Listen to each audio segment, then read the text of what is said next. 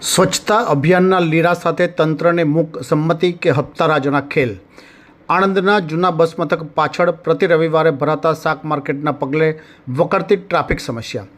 શાક માર્કેટના કારણે રાહદારીઓને two wheeler ચાલકોને બેખાડે ચડાવતા રખડતા ઢોર।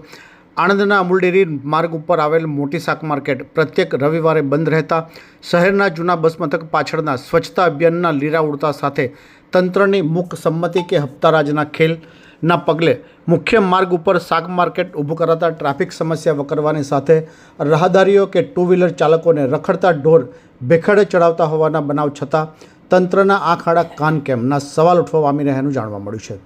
પ્રાપ્ત વિગતો અનુસાર શહેરના અમૂલ ડેરી માર્ગ ઉપર આવેલ મોટી શાક માર્કેટ પ્રત્યેક રવિવારે બંધ રાખવામાં આવતા પાલિકા હોય કે હવે મહાપાલિકાની મૂક સંમતિ કે હપ્તારાજના ખેલના કારણે સ્વચ્છતા અભિયાનના લીરા ઉડતા હોય છતાં શહેરના જૂના બસ મથક પાછળ મુખ્ય માર્ગ ઉપર શાક માર્કેટ ઊભું કરાતા ટ્રાફિક સમસ્યા વકરવાની સાથે રાહદારીઓ તથા ટુ વ્હીલર ચાલકોને રખડતા ઢોર બેખડે ચડાવતા હોવાની ઘટના બનતી હોવા છતાં તંત્રના આંખ આડા કાન કેમના સવાલ ઉઠવા પામ્યાનું જાણવા મળ્યું છે।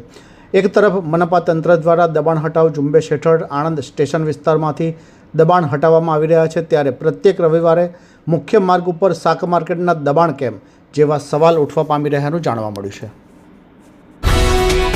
ये है हलचल टीवी नेटवर्क और आप देख रहे हैं हलचल टीवी न्यूज। हर हलचल पर नजर, हर हलचल की खबर।